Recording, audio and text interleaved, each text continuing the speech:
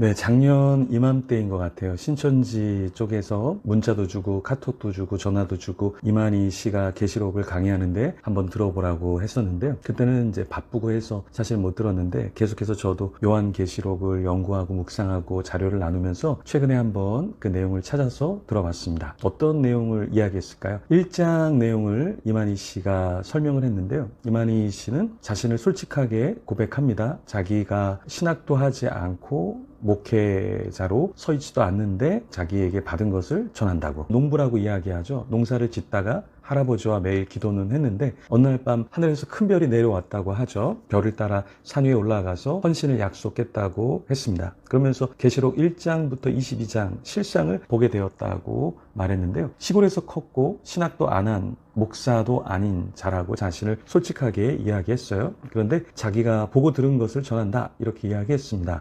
예언과 실상을 온 세상에 알리고자 한다 이런 취지로 이제 강해를 한다고 했는데요. 2000년간 아무도 알지 못하던 계시록을 자신이 알게 됐고 풀게 됐다 이렇게 이야기를 해요. 이만희 씨가 이야기하는 것 중에 특이한 것이 무엇이냐면 예언과 실상이라는 것을 구분합니다. 그래서 요한이 본 것은 환상이고 그러나 환상이 이 시대의 실상으로 이루어졌는데요. 그것을 누가 풀이하고 누가 펼치는가 그 이야기를 하죠. 계시록이 이루어지고 낙원에 들어가는데 다 낙원에 들어가지 못한다고 합니다. 믿는 자만이 하나님의 나라 천국에 들어간다고 해요. 여기서 믿는 것은 정통교회에서 말하는 믿는 것이 아니라 자기들의 말씀이겠죠. 네, 계시록을 가감하지 말라 이렇게 말을 언급하면서 본인이 설명을 덧붙이고 막 그렇습니다. 요한이 말하는 계시는 환상 계시이고 이만희 자신은 오늘날 실상, 실체를 증거하는 자다 이렇게 표현을 하고 있죠. 신천지 요한계시록 강의 댓글을 보면 다들 약속의 목자라고 칭하고 있습니다. 약속의 목자가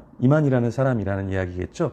요한은 예수님의 제자지만 환상을 본 것이고 속히 될 일, 입 맞은 자 12지파 14만 4천 명에게 이것을 보이려고 했다 이렇게 이야기하면서 봉안책을 떼고 이루시는 예수님을 본 자는 요한이라고 말합니다. 그런데 약속의 목자를 요한이라고 하면서 약속의 목자 또 다른 목자 요한이 필요하다고 하죠. 왜냐하면 그 2000년 전의 요한은 지금 없고 새로운 인물이 요한으로 이것을 전하고 실상이 무엇인지를 알려줘야 된다라는 것이죠. 그래서 오늘날 살아있는 요한이 누굽니까? 신천지 쪽에서는 그분을 이야기하겠죠. 이만희 씨는 1장이 전체 계시록 요약판이다 이렇게 이야기하죠. 계시록 2장과 3장 내용은 아시아 7교회가 아니다 라고 이야기합니다. 그래서 2장과 3장도 좀 들어봤는데요.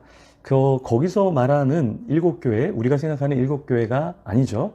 7절에 구름을 타고 간 것처럼 다시 오신다고 했는데 찌른 자도 본다 했는데 이것도 우리가 정통교회에서 해석하는 거랑 완전 다르죠. 그러니까 오늘날 찌른 자의 정체는 계시록 11장, 마태복음 25장을 언급하면서 작은 소자에게 한 것이 주님께 한 것이니 그렇게 하지 않은 자가 찌르는 자다 이렇게 해석합니다. 이만희 씨는 사탄의 조직, 음료의 비밀을 요한에게 알려주었다고 이야기하죠. 그러면서 마지막 7번째 나팔도 요한에게 알려주었는데요. 이것은 다 요한에게 주었고 11장 15절 세상 나라가 하나님의 나라가 된다고 언급하는데요. 이만희 씨는 성경의 역사를 6000년이라고도 이야기합니다. 그러면서 세대주의적 6000년을 성경의 역사라고 보죠. 그리고 요한에게 3가지 비밀과 계시록 전체 사건을 알려주었다고 강조하면서 그러면서 계시록을 모르면 천국까지 못한다 이렇게 이야기합니다. 그러니까 구원의 조건이 계시록을 알아야 한다라는 거죠. 그래서 구원론도 우리랑 좀 다르죠. 앞으로 예언의 실체를 말하고 구체적 이름까지 풀어준다라고 이야기하는데요. 이 계시록의 예언과 이름은 성경에 있는 그런 내용이 아니라 오늘날 대한민국에 있는 어떤 인물들이다 이렇게 설명을 하죠. 21장 새 예루살렘을 기초석을 12지파라고 이야기하죠. 그래서 12지파가 필요하고 입맞은 자가 필요하다고 합니다. 여기 12지파는 한국의 신천지 12지파를 말하는 것이겠죠.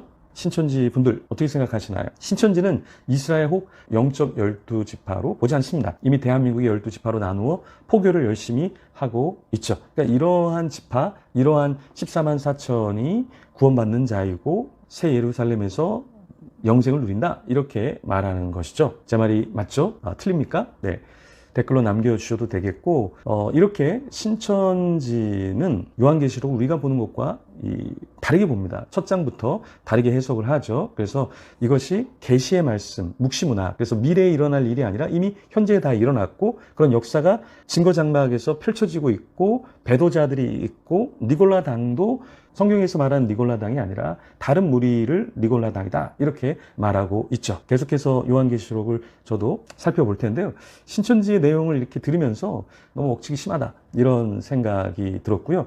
듣기는 듣는데 이 성경을 너무 엉뚱하게 푸니까 너무 황당하기도 하고 비유로 끼워 맞추는데 참 힘듭니다. 제대로 좀 비유를 잘 짜서 좀 맞추면 일단은 듣기가 굉장히 어렵다라는 게 소감입니다. 네, 여러분은 어떻게 생각하시는지요?